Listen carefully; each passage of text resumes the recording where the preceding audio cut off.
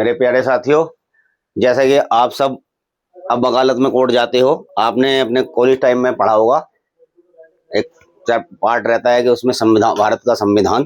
ठीक है, मैं आज आपको बताऊंगा। आपको कॉलेज के समय में तो यही बताया होगा कि भारत का संविधान। मैं आज आपको बताऊंगा कि भारत का संविधान क्या है, क्यों बनाया गया है, इसको बनाने का क्या उद्देश्य था। तो आज हम बात करेंगे भारत के संविधान की।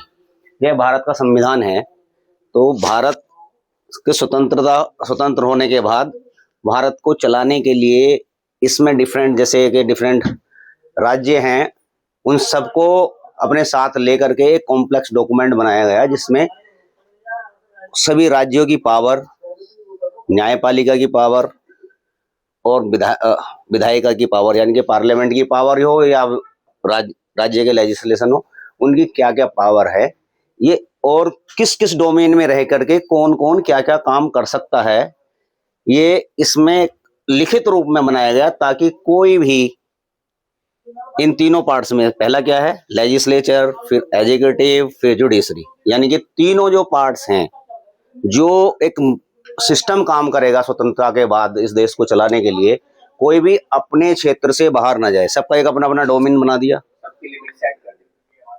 सबका डोमेन बना दिया, और ये बता दिया कि इसमें ये बताया जाए कि भाई कैसे कैसे कौन कौन किस किस की क्या पावर होंगी, क्या क्या वो कानून बना सकता है, इनके आपस में किस तरह से रिलेशन होंगे, कौन किस चीज को कैसे कंट्रोल करेगा, और कोई भी अगर अपना अधिकार क्षेत्र से बाहर जाता है, उसको कंट्रोल करने वाली क्या पावर होंगी, कैसे उसको कंट्रोल किया जाएगा। ठीक है, तो डेमोक्रेसी, जैसे हिंदुस्तान एक डेमोक्रेटिक कंट्री है, तो इसमें क्या है, हर आदमी राजा है और हर आदमी प्रजा है। समझते हैं? क्योंकि राष्ट्रपति है एक सिंबॉलिक राजा है, हमारा जो राष्ट्रपति है वो सिंबॉलिक राजा है, और जो मंत्रिपरिषद है, प्रधानमंत्री है, प्रधानमंत्री मंत्रिपरिषद का हेड है, यानी कि जो अलग अलग क्षेत्र में कंट्रोल करने के लिए, वेलफेयर करने के लिए, ये जो भी कमेटी बनाएगी जिस क्षेत्र में, जो जो सिस्टम को हेड करेगा, वो अपनी रिपोर्ट प्रधानमंत्री को देगा।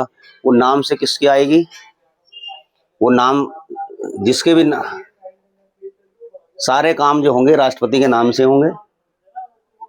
एक सिंबॉलिक राजा है, उनके नाम से सारे काम होंगे, और प्रजातंत्र में प्रजा ही राजा है और प्रजा है, दोनों चीजों में देखोगे इसमें। तो इसमें अब जैसे ही भारत स्वतंत्र हुआ, तो एक ऐसे लिखित चीज की जरूरत थी कि जो इन सब चीजों में वो उसको कंट्रोल कर सके, और इस चीज में वो सारी चीजें आ जाएं।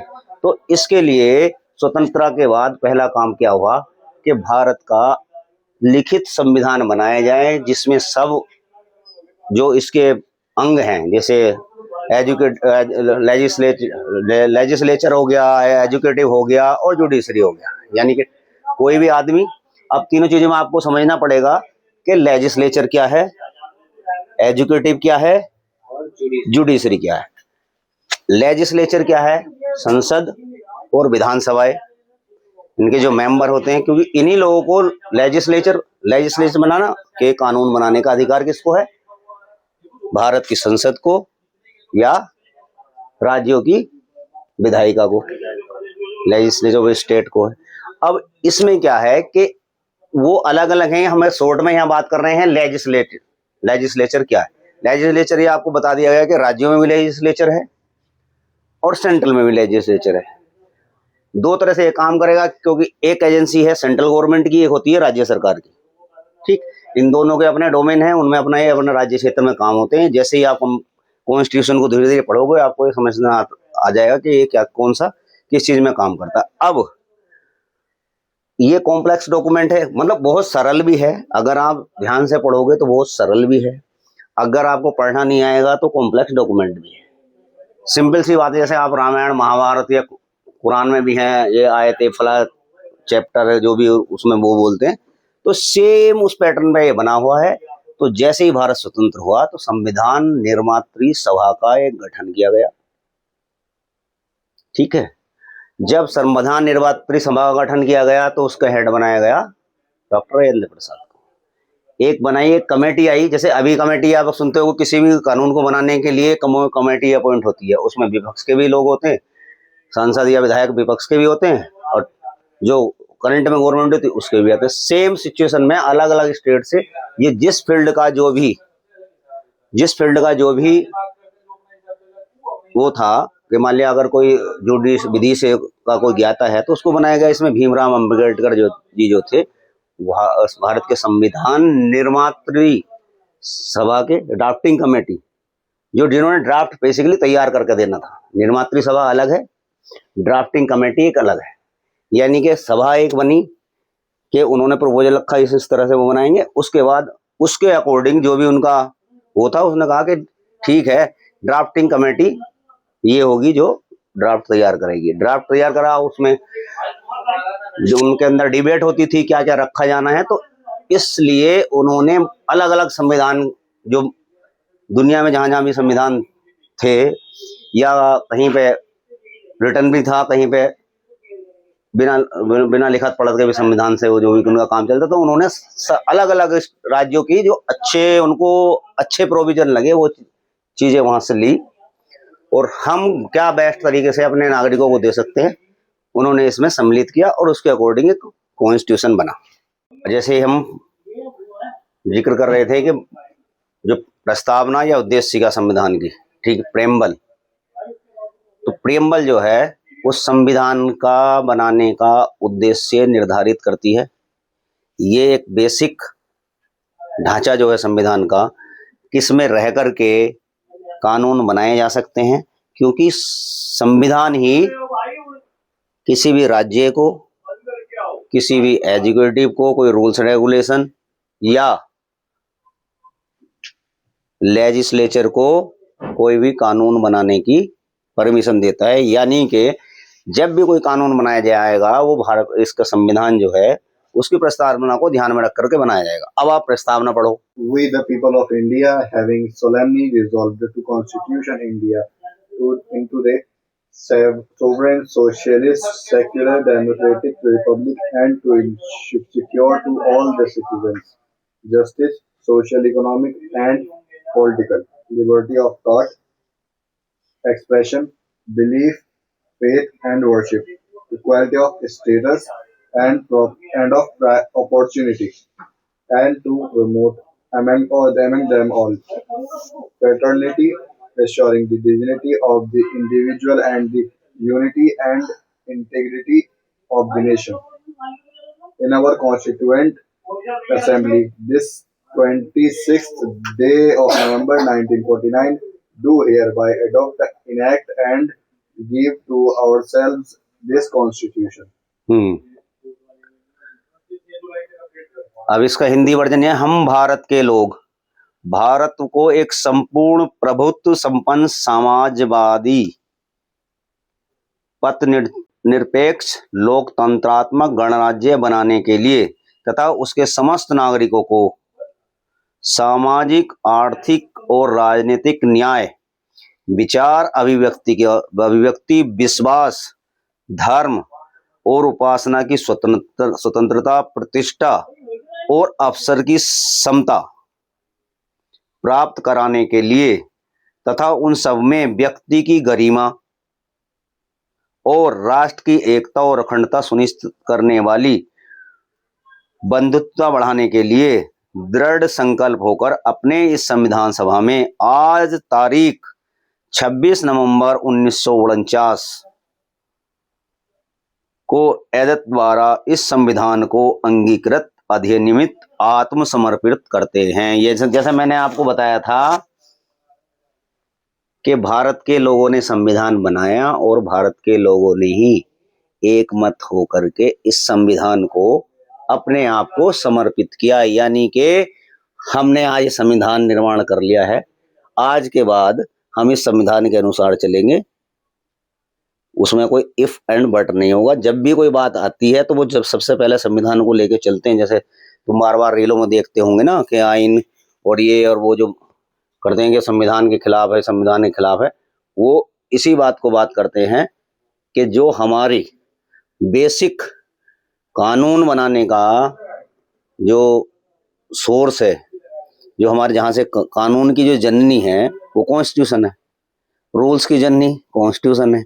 वो जो पावर उनको मिली गई है, जब जैसे हम आपको बीच में अब आगे पढ़ेंगे हम, जब हम कानून की और कानून बनाने की बात करेंगे तो उस चीज़ों में आपको धीरे धीरे क्लियर हो जाएगा क्या है, क्योंकि कंसेप्ट आपको यहाँ से शुरू से समझ के चलना पड़ेगा कि संविधान में प्रस्तावना का या उद्देशिका का क्या उद्देश्य है। क्योंकि जब आप एक्ट पढ़ते हो, जब आप बेयर एक्ट से पढ़ते हो तो उसके ऊपर स्टेटमेंट जो आप जब भी देखोगे अंग्रेजों जो पोस्ट कॉन्स्टिट्यूशनल लॉ हैं, जैसे कि कॉन्ट्रैक्ट एक्ट हो गया, जो पुराने पुराने एक्ट हैं जब उनमें देखोगे ना तो उसमें स्टेटमेंट एंड ऑब्जेक्टिव्स आता है पहले, है ना।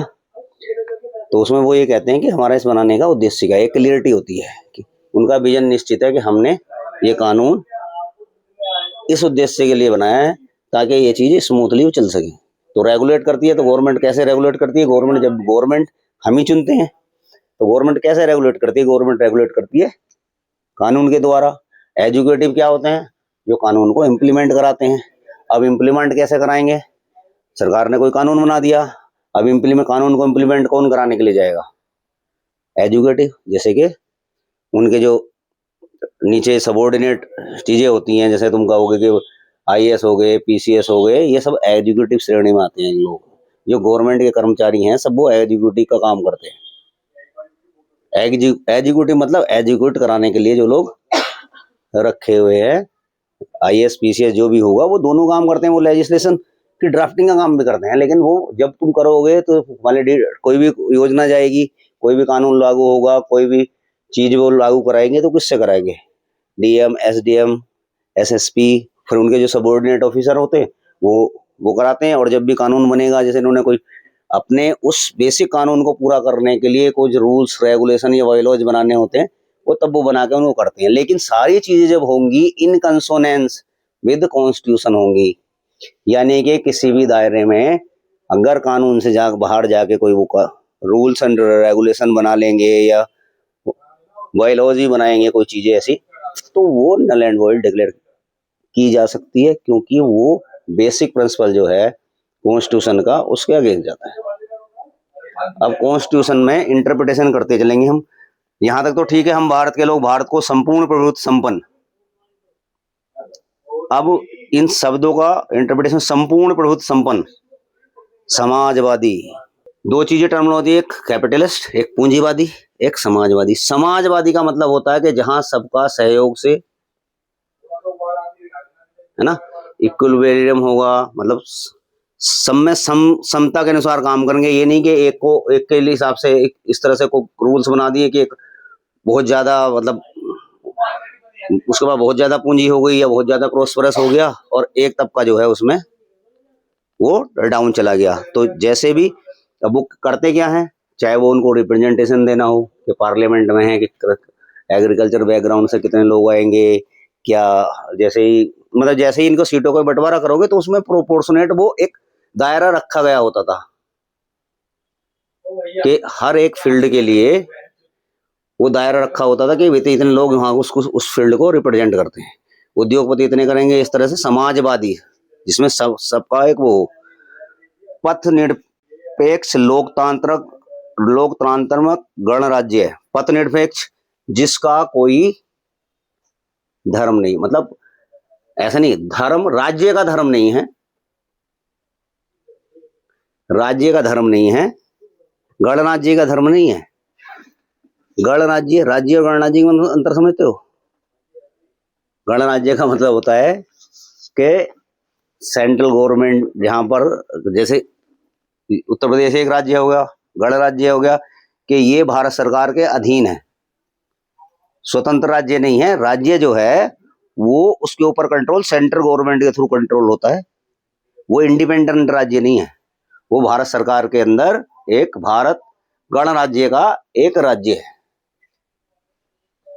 और संप्रभुत्व संपन्न मतलब क्या है कि किसी बाहरी ताकत के हम जोर दबाव को समझने वाले नहीं है, यानी कि हम अपने बारे में खुद निर्णय ले सकते हैं, हमारी एक अपनी सोवरेनिटी है। ये वो पॉइंट क्लियर हो गया, गणराज्य और समाजवादी। Yes, sir. जहां पर सब लोगों का मिला जुला और सबका फायदे के लिए बात होती हो, वो समाजवाद। दूसरा दायरा देखोगे एक, वो पूंजीवाद होता है। पूंजीवाद मतलब कि जो पूंजी, जो भी उद्देश्य योजनाएं बननी है वो प्रो कैपिटलिस्ट हैं, उनके फेवर की बात करती हैं, जिससे वो उनको ज्यादा से ज्यादा तरक्की मिलती रहे कि एक तबका है वो बहुत ज्यादा डाउन चला गया, एक जो इंडस्ट्री है वो बहुत ज्यादा हो। सामाजिक, आर्थिक और राजनीतिक न्याय। सामाजिक न्याय, आर्थिक और राजनीतिक न्याय, विचार, अभिव्यक्ति, विश्वास और धर्म और उपासना की स्वतंत्रता, प्रतिष्ठा और अवसर की समानता, यानी कि सबको अवसर की समानता मिलेगी, सबकी प्रतिष्ठा का भी ध्यान रखा जाएगा प्राप्त कराने के लिए, तथा उन सब में व्यक्ति की गरिमा, डिग्निटी और राष्ट्र की एकता और अखंडता सुनिश्चित कराने वाली बंधुत्व बढ़ाने के लिए। राष्ट्र की अखंडता, कि ऐसा नहीं है कि वो इस तरह का वो कुछ बना दिया है कि देश के जो का एक तबका वो अपना आप से बाहर जाने की बात करता रहे।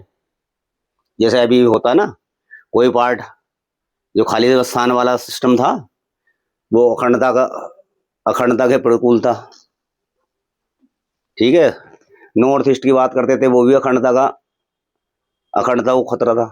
तो ये सारी चीजें जो है, ये प्रस्तावना मूल जो भी कानून बनेगा, ये जो शब्द लिखे हैं इसके अंदर, इन सब का उद्देश्य पूरा करने के हिसाब से ही कोई कानून या कोई भी नियम जो राज्य सरकार, भारत सरकार बनाएगी, इन सबको ध्यान में रख के बनाया जाएगा। ये संविधान का बेसिक उद्देश्य है। तो संविधान ड्राफ्टिंग कमेटी ने जो अलग अलग देश थे, जहां जहां संविधान प्रचलन में थे, कहीं पर लिखित भी था, कहीं पे अलिखित भी संविधान था, जहां पर ऐसे ही काम चलता था, तो उन्होंने वहां के पर्टिकुलर कानून के का जो इम्प्लीकेशन होता है, कैसे होता है, तो उनकी जो बेस्ट चीजें थी वो उठा करके भारत का संविधान को एक ड्राफ्ट बना के तैयार किया। जब ड्राफ्ट बना के तैयार किया, फिर उसके बारे में एक नई, जैसे अब आप पढ़ोगे तो जैसे आप संविधान को खोलते हो तो उसमें सबसे पहले आती है प्रस्तावना। प्रस्तावना यानी कि प्रियम्बल। ठीक है, तो जैसे ही तुम पढ़ते होगे, जैसे बियर एक्ट अब पढ़ते हो आप, हमारे पास भी होते हैं बियर एक्ट होते हैं, तो उसमें आप देखते हो कि उसके अंदर स्टेटमेंट एंड ऑब्जेक्टिव लिखा रहता है। तो ये जो प्रस्तावना है, ये उसका एक स्ट्रक्चर है, यानी कि उसका जो मेन फ्रेम है वो प्रस्तावना में दिया गया है। यानी कि ये सभी यही समझ लो, जैसे किसी कानून के अंदर स्टेटमेंट और ऑब्जेक्टिव होता है, सेम चीज ये प्रेम्बल है। इसमें भारत के लोगों ने संविधान तैयार किया, वो भारत की जनता को समर्पित किया। तो उसमें ये है कि हमारा संविधान बनाने का क्या उद्देश्य है, ठीक है, और ये संविधान इस स्ट्रक्चर के अंदर रह करके काम करेगा। यानी कि जो प्रस्तावना है, कोई भी चीज जैसे ही होती, तो सबसे जब भी कभी भी किसी कानून को लेकर के वाद विवाद खड़ा होता है या डिस्टरबेंस खड़ी होती है, या जनता का कोई रिप्रेजेंटेटिव हो या कोई पब्लिक का कोई आदमी हो, जब वो किसी कानून को लेकर चुनौती देता है, तो वो उस सबसे महत्वपूर्ण चीज होती है कि उसका कहना यही होता है कि ये संविधान की भावनाओं के मूल ढांचे के खिलाफ है, ये जो कानून आप बना रहे हो। तो भी उस पर सुप्रीम कोर्ट में बैठता है कि दो जज बैठे हैं या 3 बैठते हैं, तो वो सही पोजीशन नहीं होती। फिर उसके लिए वो बनाते हैं अपना, फिर उसके लिए कॉन्स्टिट्यूशन बेंच बनाते हैं। उनका प्रोविजन है कहीं 5, 7, 11, 13 इस तरह से करके वो बनाते हैं। तो जब इतना बड़ा कोई इशू आता है जहां यही डिसाइड होना हो क्या ये संविधान के दायरे में रह के कानून बनाया गया है, तो उन चीजों के बारे में प्रस्तावना को सबसे पहले लिया जाता है। और यही देखा जाता है क्या जब पर्टिकुलर सब्जेक्ट मैटर पे कोई भी कानून गवर्नमेंट ने बनाया है, संसद से पास होकर के आया है, क्या वो बेसिक स्ट्रक्चर के पैरामीटर पे खरा उतरता है, यह नहीं उतरता है। इसीलिए क्योंकि ये कॉन्स्टिट्यूशन की बॉडी के बाहर है, यानी कि आर्टिकल से जब शुरू होगा, पार्ट में बटा हुआ है। जैसे मैंने अभी बता रहा था आपको कि जैसे रामायण लो, महाभारत लो, इनमें महाभारत में पर्व हैं, रामायण में कांड हैं, तो उसी हिसाब से ये चैप्टर वाइज बचा हुआ है और एक पर्टिकुलर लिमिटेड उस चीज के दायरे में बताता है कि पर्टिकुलर पार्ट जैसे 3rd है, 1 है, 2 है, इस तरह करके बांटा गया है। तो फिर उसमें क्या है कि आपको पढ़ने में भी आसानी होती है, समझने में भी आसानी होती है। जब आप इस तरह से पढ़ोगे तो बहुत इजी लगेगा, लेकिन जब आप आगे पीछे करके इसको पढ़ोगे तो बड़ा कॉम्प्लेक्स लगेगा, फिर ये समझ में नहीं आता। ठीक है, तो इसी में आर्टिकल वाइज आपको चैप्टर वाइज पार्ट वाइज ये बताया गया है कि कौन सा किसके बारे में ये बात कर रहा है, उनकी बनने की पावर क्या है, उन्हें काम करने की शक्तियां कहाँ कहाँ से मिलती। ठीक है, और बेसिक चीज इसके अंदर क्या है कि सारे ही कानून इसी के दायरे में रह के बनाए जाते हैं। तो इसे एक इनडायरेक्टली आप कहो this is the source of law. कानून जहां से चलता है वो संविधान से ही पैदा होता है। संविधान, कोई भी कानून होगा वो संविधान से पैदा होता है। ठीक है, अब इतना टॉपिक आपको समझ में आ गया होगा। प्रीएम्बल का पार्ट क्या है? प्रीएम्बल अभी मैं आपको सेकंड पार्ट में जैसे ही बताऊंगा उसको प्रीएम्बल क्या है और क्यों उसको बेसिक स्ट्रक्चर बोलते हैं संविधान का, और ये भी कहते हैं कि वो संविधान का एक पार्ट है। संविधान के दायरे से बाहर होने की वजह से आप ये नहीं कह सकते, जैसे इस संविधान के दायरे से बाहर इसलिए कह रहा हूं क्योंकि वो उसका आर्टिकल के बाहर है, यानी कि वो स्टेटमेंट ऑब्जेक्टिव है। और उसका कारण ही यही है क्योंकि सुप्रीम कोर्ट ने अलग अलग जजमेंट में यही कहा है कि ये संविधान का पार्ट है। जब भी आपको संविधान को पढ़ना होगा तो प्रेम्बल को साथ में रख के आपको पढ़ोगे, तभी इसकी सही से इंटरप्रिटेशन हो पाती है। उद्देशिका या संविधान की प्रस्तावना या प्रीएम्बल है, ये इसको बेसिक स्ट्रक्चर माना गया है। और इस का इंटरप्रिटेशन ऑनरेबल सुप्रीम कोर्ट ने जब भी किसी केस से रिलेटेड कोई रेफरेंस गया तो उसको कई बार उसका इंटरप्रिटेशन हुआ है, जिसमें मिनर्वा मिल वाला केस है जो आप सब लोगों ने पढ़ा होगा, केशवानंद भारती केस 1973 में हुआ था, जिसमें इसमें बताया गया था कि नहीं, ये जो प्रस्तावना या उद्देशिका या preamble is the part of the constitution.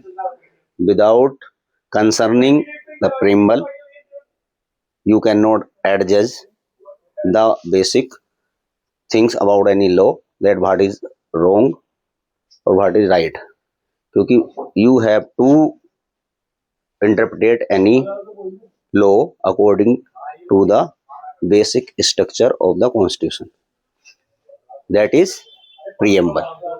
So preamble is the part of the constitution, and whenever any law is interpreted, that is interpreted in consonance with the preamble.